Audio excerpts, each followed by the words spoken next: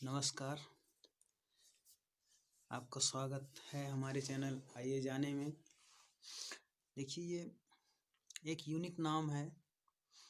मैंने कोशिश की है कि इस एक प्लेटफार्म पर आपको सभी प्रकार की जानकारियाँ, इतिहास से संबंधित, मोबाइल से संबंधित, सॉफ्टवेयर से संबंधित, धर्म से संबंधित सभी चीज़ें एक ही प्लेटफार्म पर उपलब्ध करा सकूँ। तो मेरा ये प्रयास रहेगा। प्रयास में कुछ कमी भी रह सकती है। अब जो भी कमियां रह जाएंगी आप बताएंगे, मैं उसे अगली बार दुरुस्त करने का भरसक प्रयत्न करूंगा। तो फिलहाल मैं आज इतिहास के बारे में थोड़ा सा, जो नए नए हैं, जो नहीं जानते हैं, जिन्होंने इतिहास नहीं पढ़ा है या फिर गलत तरीके से पढ़ा है, उनका ज्ञान वर्धन करना चाहता हूँ। तो सबसे पहले आते हैं जो इतिहास लिखा गया है, यानी हम जो किताबों में पढ़ते आए हैं। तो अकबर महान कैसे हो गया, महाराणा प्रताप क्यों नहीं, या फिर शिवाजी क्यों नहीं, या फिर झांसी की रानी क्यों नहीं। तो आप लोगों को जान लेना आवश्यक है कि हमारे सबसे पहले 5 जो शिक्षा मंत्री थे वो कौन है। मेरे ख्याल से 99% आज के विद्यार्थी नहीं जानते होंगे कि हमारे सबसे पहले 5 शिक्षा मंत्री कौन रहे। तो मैं आपको बताता हूँ। हमारे सबसे पहले शिक्षा मंत्री थे मौलाना आज़ाद। इसके बाद दूसरे हुए हुमायूं कबीर। इसके बाद जो अगले हुए वो मोहम्मद करीम चागला। उसके बाद फ़खरुद्दीन अली अहमद और 5वें थे नूरुल हसन।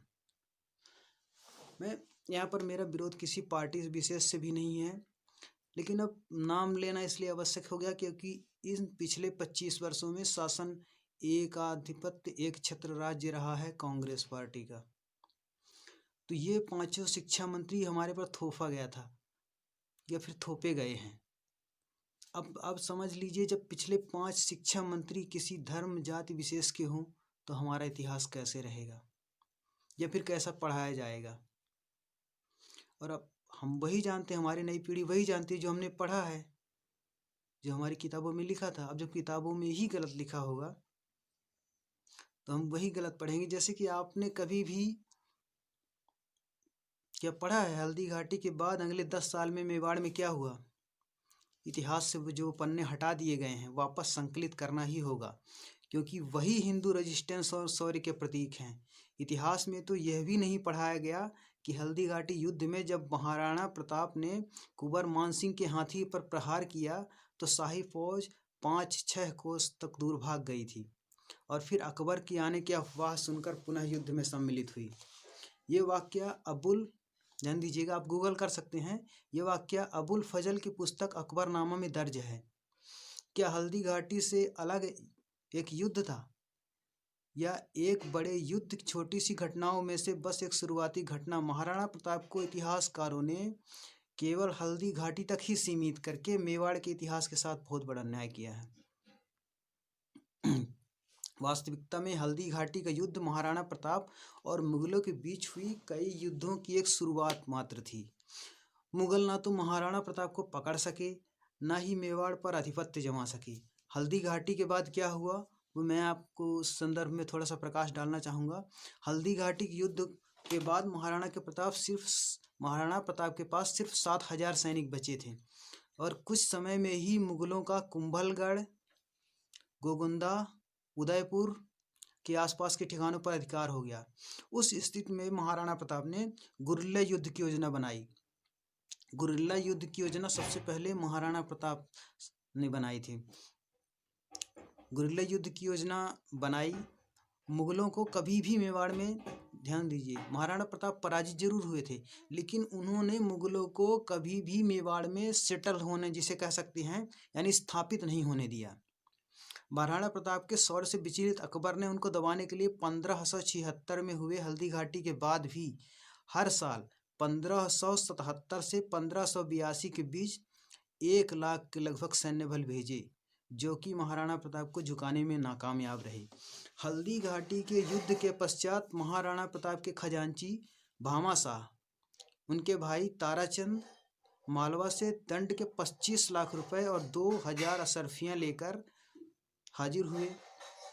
इस घटना के बाद महाराणा प्रताप ने भामा शाह का बहुत सम्मान किया और दिवेर पर हमले की योजना बनाई। भामा शाह ने जितना धन महाराणा प्रताप की राज्य के सेवा में दिया, उससे 25,000 सैनिकों को, लगभग 25,000 सैनिकों को 12 साल तक रसद यानी खाना पानी दिया जा सकता था, उन्हें वेतन दिया जा सकता था, जीविका जिससे उनकी जीविका उपार्जन बना रहे, जीवन चलता रहे, सबके अपने अपने परिवार थे। फिर महाराणा प्रताप ने अपनी सेना यहाँ से संगठित करना शुरू हुई। कुछ ही समय में लगभग 40,000 लड़ाकों की एक मजबूत सेना तैयार कर ली। उसके बाद शुरू हुआ हल्दी घाटी भाग 2, जो आप नहीं जानते हैं। उसके बाद हल्दी घाटी का पुनः शुरू हुआ, जिसे इतिहास में षड्यंत्र के तहत हटा दिया गया है, या तो एकदम से ही किनारे कर दिया गया है। इसे बैटल ऑफ दिवेर कहा जाता है। यह बात सन 1582 की है। विजयादशमी का दिन था। महाराणा प्रताप ने अपनी नई सेना संगठित करके मेवाड़ को वापस स्वतंत्र कराने के लिए प्रण लिया। उसके बाद सेना को उन्होंने 2 हिस्सों में विभाजित किया और युद्ध का बिगुल फूंक दिया। एक टुकड़ी की कमान स्वयं महाराणा के हाथ में थी और दूसरी टुकड़ी का नेतृत्व उनके पुत्र अमर सिंह कर रहे थे। उनके पुत्र अमर सिंह कर रहे थे। कर्नल टाड एक अंग्रेज, उसने अपनी किताब में भी हल्दी घाटी के युद्ध को द मोपलाई ऑफ मेवाड़ के नाम से, द मोपलाई ऑफ मेवाड़ और दिवेर युद्ध को राजस्थान का मैराथन बताया है। ये वही घटनाक्रम है जिसके इर्द गिर्द आप लगभग 300 फिल्म देख चुके हैं। कर्नल टाड ने भी महाराणा प्रताप और उनकी सेना के शौर्य और तेज और देश के प्रति उनके अभिमान को स्पार्टन्स आपने the God of war game खेला होगा, जिसको स्पार्टन्स भी कहा जाता है, उसके ही तुल्य बताया है। ये इतने महान थे ये वीर कि युद्ध में अपने से 4 गुना बड़ी सेना से टकरा जाते थे। दिवेर का युद्ध बहुत भीषण था। महाराणा प्रताप की सेना ने महाराज कुमार अमर सिंह के नेतृत्व में दिवेर थाने पर हमला किया। हजारों की संख्या में मुगल राजपूती तलवारी बर्छे राजपूत के तलवारों से, बर्छी भालों से बींध दिए गए। युद्ध में महाराज कुमार अमर सिंह ने सुल्तान खान को बर्छा मारा, जो सुल्तान खान और उसके घोड़े को काटता हुआ निकल गया। उसी युद्ध में एक राजपूत की तलवार हाथी पर लगी और उस हाथी के पैर कट गया। महाराणा प्रताप ने भी उस युद्ध में बहलोल खान को उसके घोड़े समेत काट दिया था। ऐसी महानतम वीरता दोबारा देखने को नहीं मिलती है। उसके बाद यह कहावत बनी कि मेवाड़ में सवार को एक ही बार में घोड़े समेत काट दिया जाता है। ये घटनाएं मुगलों को भयभीत करने के लिए काफ़ी थी। बचे खुचे लगभग 36,000 मुगल सैनिकों ने महाराणा प्रताप के सामने आत्मसमर्पण कर दिया।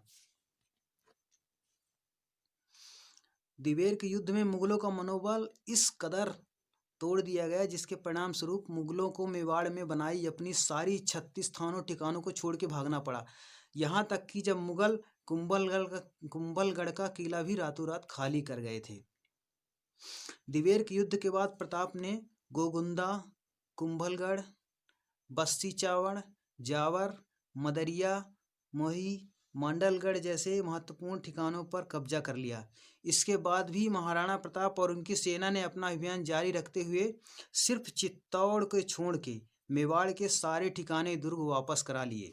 अधिकांश मेवाड़ को पुनः कब्जाने के बाद महाराणा प्रताप ने आदेश निकाला कि अगर कोई भी एक बिस्वा जमीन भी खेती करके मुसलमानों को टैक्स देगा तो उसका सर काट दिया जाएगा। इसके बाद मेवाड़ और आसपास के बचे कुचे शाही ठिकानों पर रसद पूरी सुरक्षा के साथ अजमेर से मंगाई जाती थी। दिवेर का युद्ध न केवल महाराणा प्रताप बल्कि मुगलों के इतिहास में भी बहुत निर्णायक रहा। मुट्ठी भर राजपूतों ने भारतीय उपमहाद्वीप पर राज करने वाले मुगलों के हृदय में भय भर दिया। दिवेर के युद्ध में मेवाड़ में अकबर की सेना के विजय के सिलसिले पर न सिर्फ विराम लगाया बल्कि मुगलों में भय का संचार कर दिया, जिससे वो दोबारा कभी उबर नहीं पाए। इस घटना से क्रोधित ने हर साल लाखों सैनिकों के बल अलग अलग से सेनापतियों के नेतृत्व में मेवाड़ भेजने जारी रखे, लेकिन उसे कोई सफलता नहीं मिली।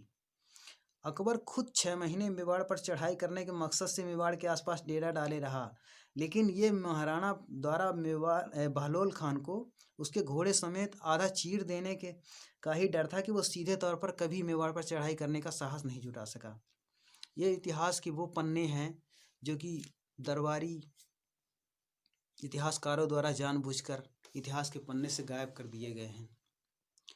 तो आज का टॉपिक कैसा लगा आप बता सकते हैं। इसमें जो भी कमियां हों, मैं जानता हूँ ये बहुत दिनों बाद मैं वीडियो बना रहा हूँ, करीब 8 महीने हो गए। मैं विभिन्न घटनाओं से प्रेरित रहा, बीच में मेरे जीवन में कई प्रकार की घटनाएं आती जाती रहीं, तो बंद था।